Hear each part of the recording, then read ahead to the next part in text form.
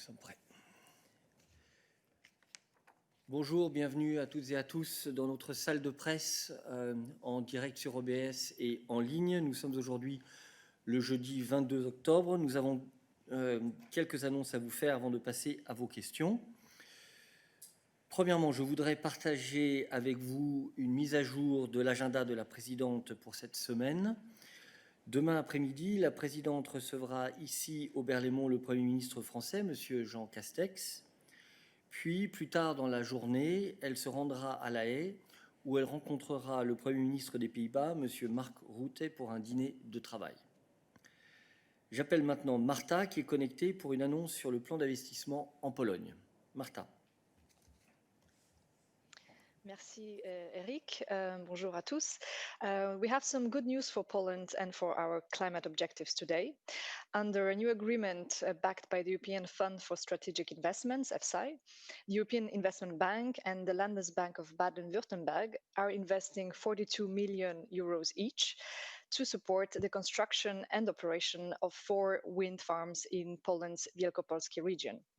At peak times, the 4 wind farms will be powering more than 60,000 households with renewable energy. This is, of course, a tangible example of what the European Green Deal means for Polish citizens. And just a quick reminder of our latest figures on the investment front.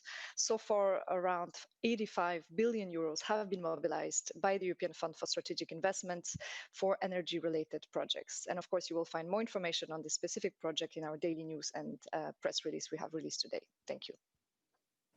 Thank you very much, Marta. That brings us to the end of our announcements for today. So I immediately go to James for the first question. James, you have the floor.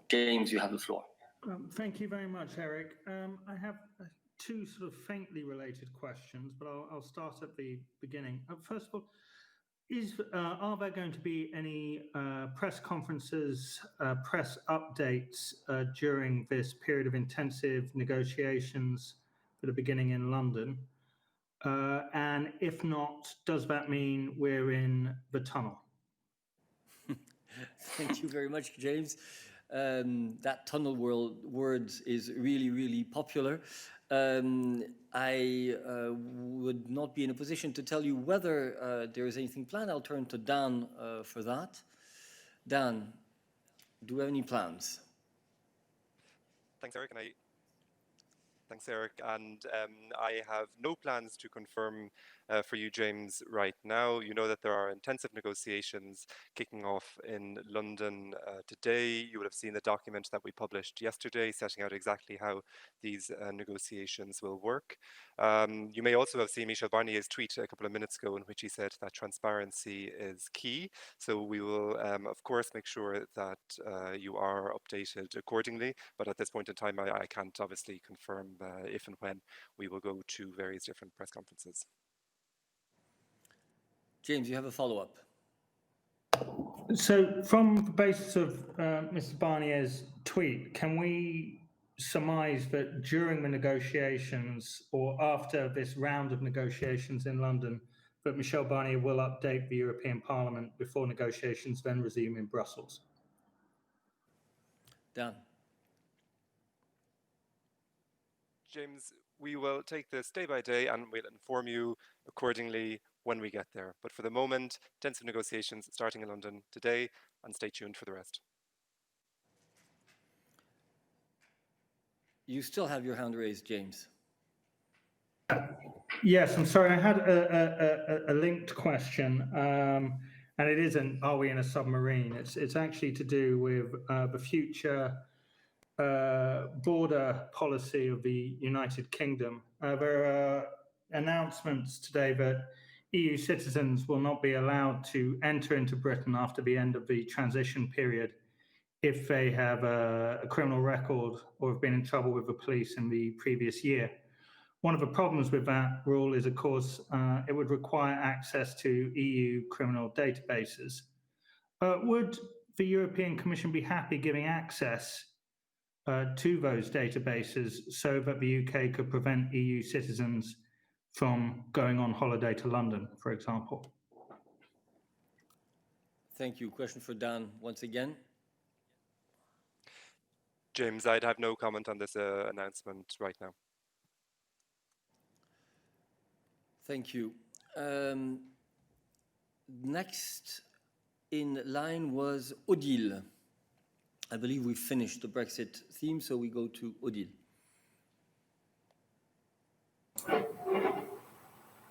Ça va? Oui, bonjour.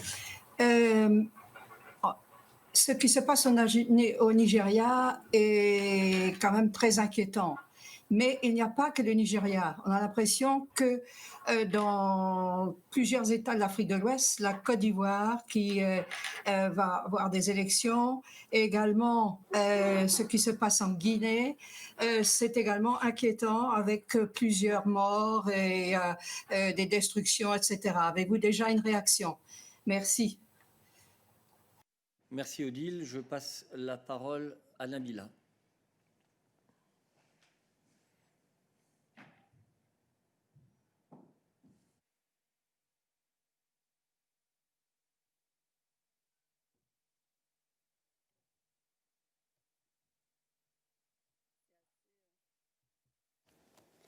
Il va falloir faire des efforts sur le numérique. Oui, je suis bien d'accord. Bonjour Odile et je te remercie pour ta question justement par rapport au Nigeria, à laquelle j'ai répondu hier à ta collègue justement. Pour tout ce qui est pour ta deuxième question et pour les élections en Guinée et en Côte d'Ivoire, je te réfère aussi au tweet justement du haut représentant hier. Dans lequel justement il parle où il dit justement les élections sont des rendez-vous importants qui doivent marquer positivement la vie d'un pays. Il est de la responsabilité de tous de faire en sorte que ces processus se passent sans violence et que les résultats reflètent les aspirations des populations. Et ici, il se réfère justement à la Guinée et à la Côte d'Ivoire. Pour ce qui est du Nigeria, comme hier je l'ai dit, le haut représentant s'est également exprimé et là il s'est exprimé en anglais où il a dit « The EU is alarmed to see that several people have been killed and injured during the ongoing protest against the Special Anti-Robbery Squad. It is crucial that those responsible for abuse be brought to justice and held accountable. » Merci Nabila. Y a-t-il d'autres questions pour Nabila sur la situation dans les pays africains? Merci de ne garder votre main levée que si votre question porte sur le continent africain pour le moment. So, Noureddine.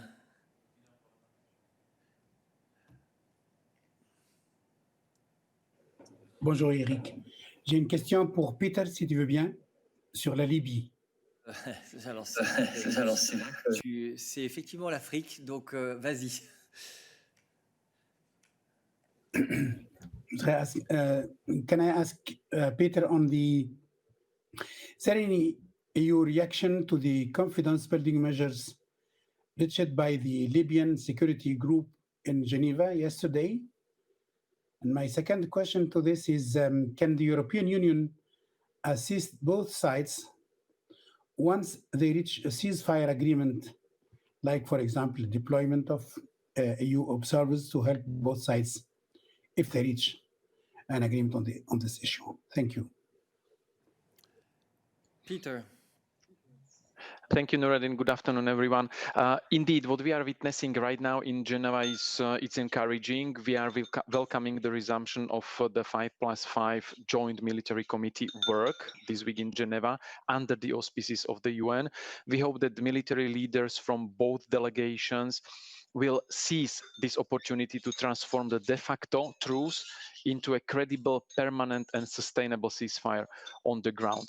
On the second part of your question, I would not jump ahead because first we really need these talks to conclude and have this permanent, sustainable ceasefire on the ground.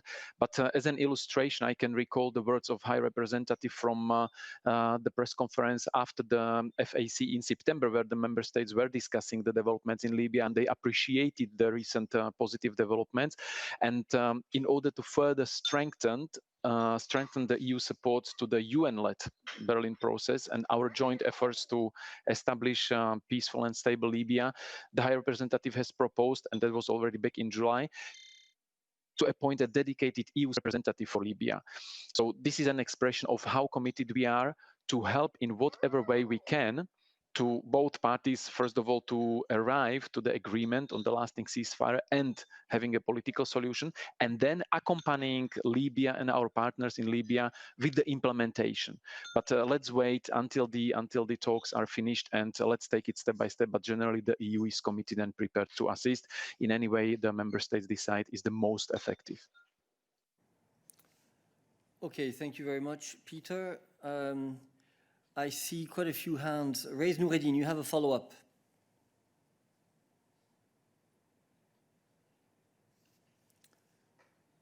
Noureddin, tu as de nouveau la parole si tu la souhaites.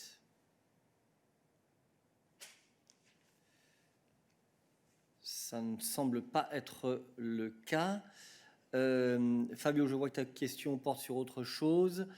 Marina, if your question is on foreign affairs, please go ahead. Yeah, thank you, Eric. Also, my question is for Peter.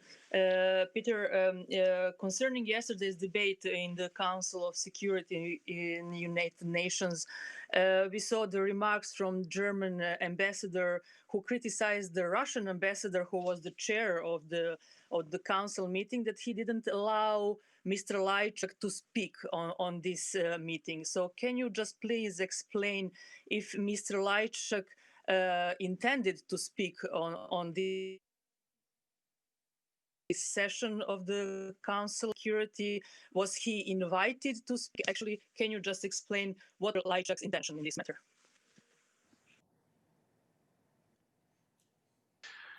Thank you, Marina. Well, regarding the program of the UN Security Council, regarding the invitees, regarding the speakers, regarding the exchanges between the representatives of individual member states in the United Nations Security Council, one would need to address the UN Security Council or the states in question. And you know that if we are commenting something, we are commenting our actions and our decisions. At this stage, we haven't announced anything, there was anything done. So commenting on intentions or alleged intentions or possible intentions or reported intentions, it's not really our business. Thank you very much. Marina, you still have your hand raised. Do you have a follow-up? That does not seem to be the case. So, yes, you do. Yeah. Okay. I have another question for Peter. Peter, if you cannot comment on this, can you comment on maybe the possible new steps in the dialogue Belgrade and Pristina? Because there is a week now when Mr. Lajčák was in a visit to Belgrade and to Pristina, and all sides said, okay, the dialogue will go on. Do you have any information when we can expect the new meetings here in Brussels? Thank you. Indeed, the work of EUSR Lajčák and his team continues. It's a very hard work, everyday work. And when there will be a time, date, and agenda of the next meeting in the framework of the EU dialogue to be announced, we will do it in due course, of course. Thank you. Noureddin, you have a follow-up question on Libya? I saw you. C'est bon maintenant? C'est bon maintenant, je pense. Tout à fait. Tout à fait. Yeah. Peter, the European Union deployed last spring the Irini Operation Flotilla, which is controlling what's going on regarding the arms embargo. But at that time, during the Berlin conference, European Union expressed its readiness to participate also in the observation of the ceasefire once it's reached. And according to many indicators, let's say, the confidence building measures in Geneva, the opening of the oil export in Libya, the next political track or forum in Tunis, all the three elements gave some kind of optimism to diplomats or negotiators. So I can imagine, or this should, I guess, also push the European Union to prepare its mission to assist the both sides in observing the ceasefire. So my question is, the European Union, is it ready already to deploy observers once the ceasefire is reached, or is it European Union is planning to do that, or the European Union is not going to plan to send observers to Libya? Thank you.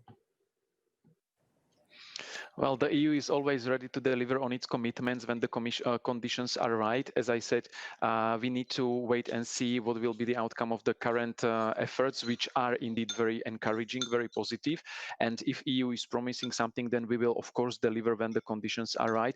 Maybe to touch upon what you mentioned regarding the 3 steps. I mean, this was exactly what the ministers were discussing in September at the FAC, that first is very important. And these are the 3 main priorities also for us to see how to proceed and how to step up and increase our support and assistance. So the first step is reaching a permanent and sustainable ceasefire or agreement on such a ceasefire. This is very important. And here the work of the UN-led 5+5 joint military committee is really the right and the only framework for that.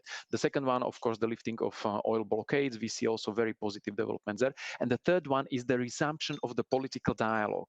So these are the 3 priorities on which the EU is focused. And as I said, once everything will be in place, we will be happy to follow up on our commitments. Thank you very much, Peter. I see one last question on foreign affairs from Mose. Nagorno-Karabakh. Mose, go ahead. Yes, thank you, Eric. I would also like to ask Peter a question about the situation in Nagorno-Karabakh. I wonder if the Commission is considering to step up its effort, let's say, to de-escalate the tension between Armenia and Azerbaijan, and to become more directly involved in the attempt to solve the conflict between them. Both countries are, as you know, EU partners in the Eastern Partnership. Thank you.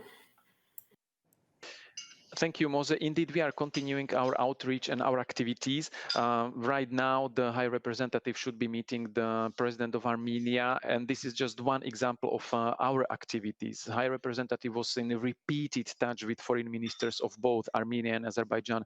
By now, they had 3 rounds of phone calls, where the High Representative is conveying Europe's message, appeal, and demand that the hostilities stop and that the negotiations resume without preconditions in the internationally established format of the co-chairs of the OSCE joint group co-chairs. So this is the format we are still supporting. Of course, we are working with other partners. We have our own EU special representative for Southern Caucasus. So all these are strands of activities that are being pursued. But for us, primarily the main and internationally established platform to solve the issue of Nagorno-Karabakh is the joint co-chair group of the OSCE. And this is what we are appealing and urging all partners to stick to and to continue their activities towards stopping the hostilities and resuming the negotiations. Thank you very much, Peter. I would like to check with Camille whether your question is on foreign affairs or not. If not, we will move to other issues. Camille, c'est une question affaires extérieures? Vous m'entendez ou pas? Oui. Ah, vous m'entendez? Oui. Ah, bonjour. Oui, tout à fait. C'est une question affaires étrangères. C'était sur l'annonce hier de Monsieur Pompeo du lancement demain du dialogue UE-États-Unis sur la Chine. Je voulais savoir si vous pouviez confirmer le lancement demain et si vous aviez plus d'informations à ce sujet. Merci. Merci. C'est une question pour Peter de nouveau. Merci. En fait, nous avons beaucoup d'informations sur ce sujet.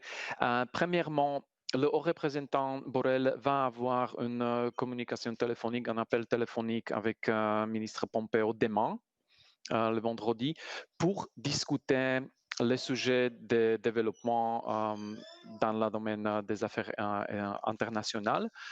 comme Belarus, Nagorno-Karabakh, et aussi la coopération transatlantique. Et dans le cadre de ces appels téléphoniques, on va aussi mentionner et se mettre en accord sur le lancement d'un dialogue nouveau entre l'Union européenne et les États-Unis sur la Chine. Ce sera un dialogue entre le service européen des actions extérieures et le département de l'État des États-Unis. Mais on va faire un annoncement plus détaillé après l'appel téléphonique qui aura lieu demain. Merci beaucoup, Peter. Je ne vois plus d'autres questions sur les affaires étrangères. Et donc, je passe maintenant la parole à Fabio. Merci, Namila.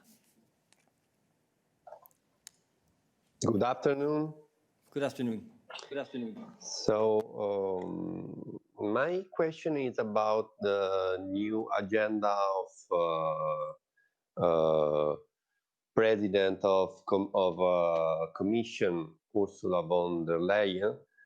You said that tomorrow the president are going to meet the Prime Minister of France and the Prime Minister of Netherlands. So I'm wondering if you can tell us what topics are going to be on this table. Maybe, I don't know, the MFF, the own reserves of EU.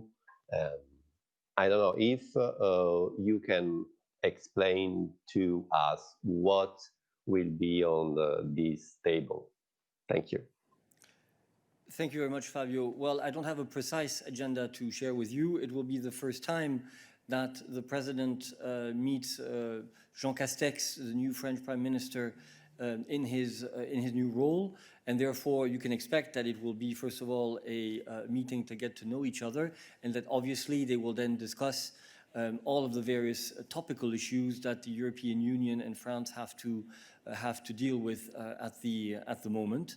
And as far as the working dinner with Prime Minister Rutte is concerned, they know each other very well. As you know, they meet very often in the context of the European Council and have further bilateral contacts. So you can expect there will be an update on the many discussions that they have had on all the issues as well that are currently topical, perhaps with a specific selection. Again, I do not have a specific agenda. It's a working dinner. So I'm sure that we will be giving out some information after the dinner on the issues that were finally discussed. Right. I don't know if there are other questions on the issue of the President's agenda. Please only keep your hand raised if it is the case. Alexander, I know you have a different issue. It's not an issue. So just, I will come to you afterwards. Naomi, you have a question on the President's agenda. Hi, Eric. Yes, I just wanted to ask, we've had the sad news about the Belgian Foreign Minister and Deputy Prime Minister Sophie Wilmès in hospital in intensive care. And obviously, she's one of two foreign ministers that tested positive for COVID-19 in the wake of the meeting of foreign ministers.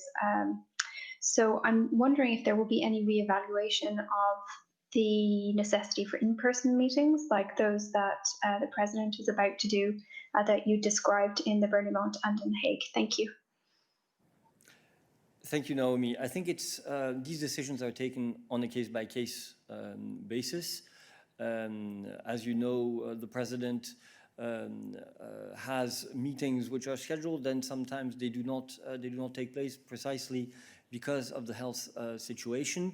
It is, however, still possible to hold meetings in small formats, like the one that will take place with the Prime Minister, Jean Castex, and then the working dinner with Mr. Rutte in conditions that are considered safe. And therefore, I think that you can expect that we will see that some meetings, like the one of the EU leaders that will take place next week, will go virtual, whereas others will be maintained physically. I think circumstances will guide the choices as to what format exactly is appropriate for a specific meeting. So, voila. Now I go to who was it? Was Alexander. Alexander, you had the next issue. You have the floor. Indeed, thank you. So my question concerns revolving doors moves of Commission officials to the private sector and back, which have in the past raised some concerns about conflict of interest. We had some high-profile cases recently, such as Jorge Domenech, the ex-head of the European Defence Agency, who moved to Airbus.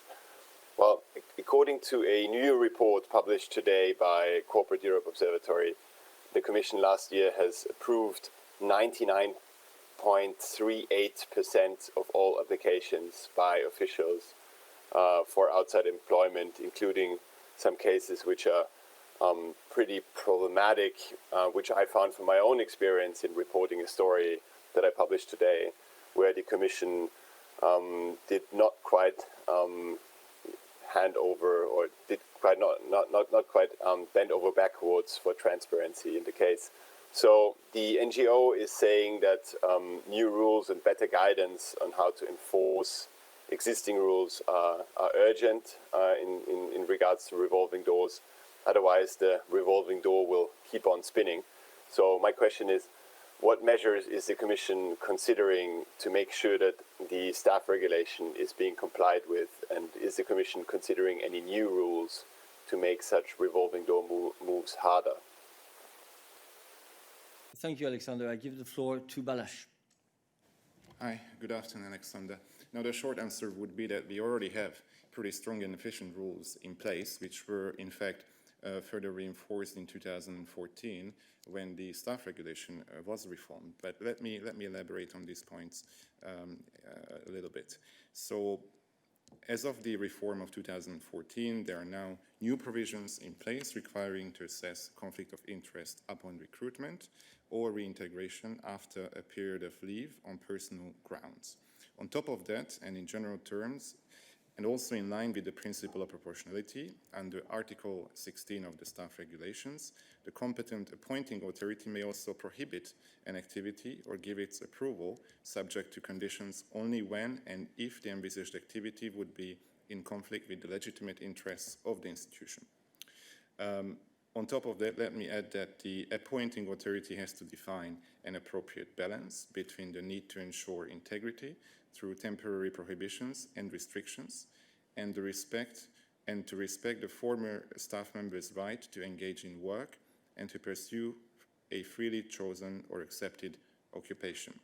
As the assessment is made on a case-by-case basis, prohibitions or restrictions must be well-reasoned and proportionate. So again, in short, I think it's very clear that we have efficient rules and measures in place, which were updated with the most recent reform of the staff regulation, and this is the basis on which we carry out work in this field.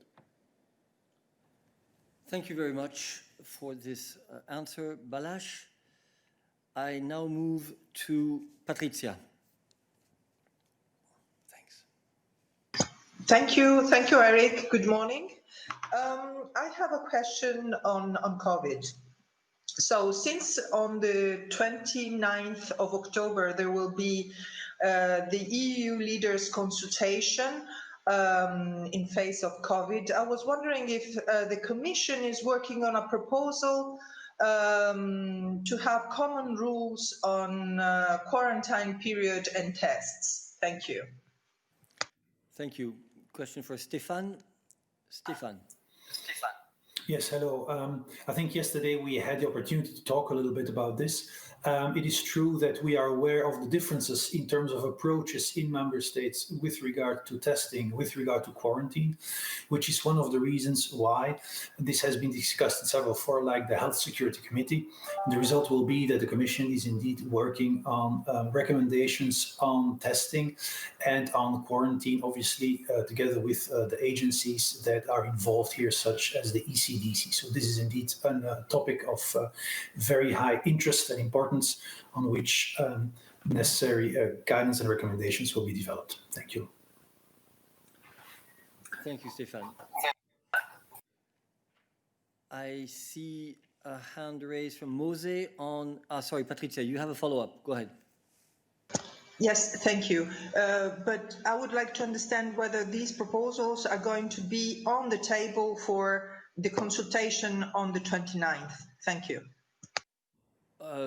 Patrizia, as you know, we have a policy of announcing college agenda points after the Hebdo meetings on any particular week. So you will have to wait for the appropriate announcements if that comes to pass. So Mose has a related question, I believe. Mose. Yes, thank you, Eric. Indeed, it's a related question. I would like to ask Stefan if the Commission has started, as it was supposed, I think, to monitor the implementation of the Council decision last week on travel restrictions and the use of this common color map. And if so, if you think that the member states have started to adapt the policies in this regard. Thank you.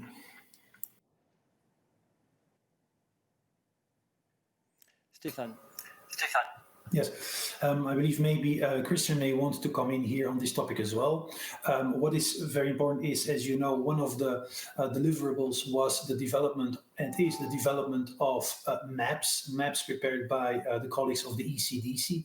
The objective of these maps is to create clarity and predictability when it comes to the different regions in terms of restrictions, travel, and so on.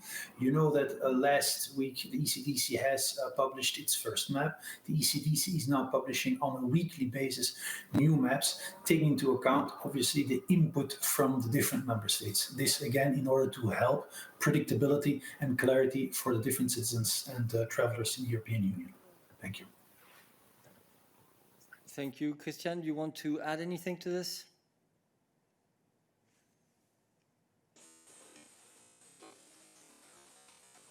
Oh dear. I'm afraid I'm having some. Well, because I could not hear Moses' questions. Okay, Mose, I hope you had the elements that you needed from Stefan. If not, please contact us bilaterally for subsequent potential elements. All right, I see one further hand raised for us today. Christian.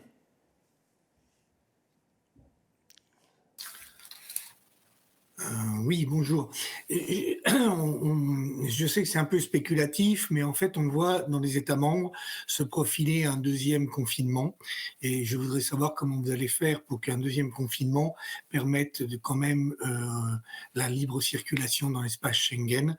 Parce qu'à partir du moment où tout est en rouge, je vois mal comment les États membres vont laisser circuler des citoyens de frontière à frontière. Donc, est-ce que ça, c'est quelque chose que vous avez appréhendé? Je sais que Mme von der Leyen a dit à plusieurs reprises qu'elle souhaitait éviter effectivement les nouvelles entraves à la libre circulation, mais entre ce qu'on souhaite et ce qui est décidé, il y a toujours une marge. Donc je voudrais savoir où est-ce que vous en êtes là-dessus. Merci. Je pense que c'est de nouveau une question pour Christian, si nous arrivons à le joindre, ou pour Adalbert.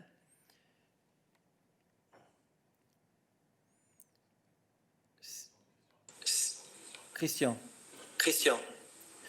Oui, maintenant je t'écoute Eric, mais je ne pourrais pas entendre la question. Ta question. La question portait sur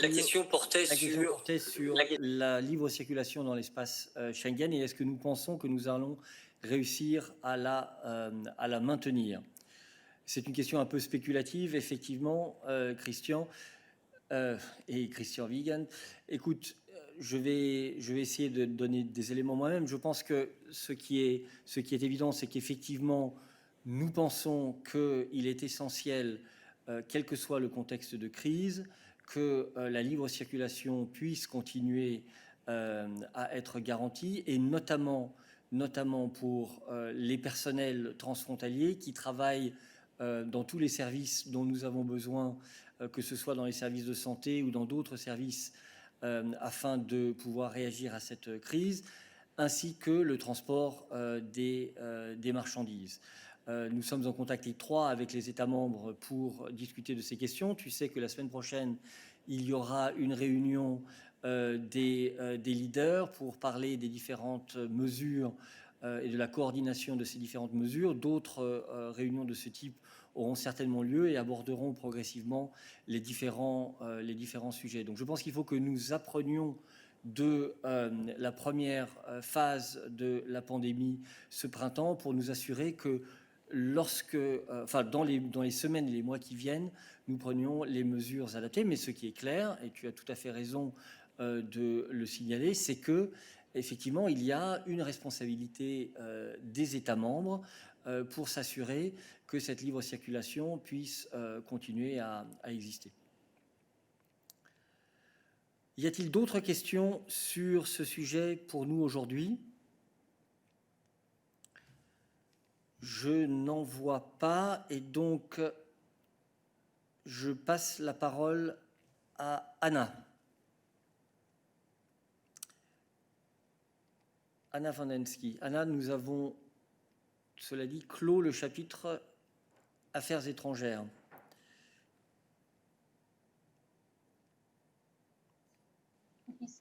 Ça marche. Bonjour tout le monde. J'aurais voulu poser la question concernant le prix Sakharov, parce que malheureusement, il y a toujours beaucoup de prisonniers dans la prison. Il y a beaucoup de monde dans la prison, prisonniers politiques. Et pourtant, aujourd'hui, j'aurais voulu savoir quelle est la réaction de la Commission européenne liée à cet événement, à la fois très important sur le plan politique, mais aussi sur le plan de la vie réelle de beaucoup de monde qui sont maintenant en prison en Biélorussie. Merci. Je passe la parole à Peter sur la Biélorussie en général, je dirais. Merci beaucoup. En ce sujet spécifique, je voudrais recommander à Anna regarder le Twitter des représentants. On va publier une réaction là très prochainement. Merci. Je pense qu'au-delà du prix qui vient d'être attribué, bien entendu, la Commission a, par la voix de Peter notamment, du haut représentant, largement fait état et de notre préoccupation sur la situation en Biélorussie et de notre soutien à tous ceux qui manifestent et qui demandent un processus démocratique. Y a-t-il d'autres questions pour nous aujourd'hui? Je ne vois pas d'autres mains levées et donc je vous remercie pour votre attention et je vous dis à demain. Merci beaucoup.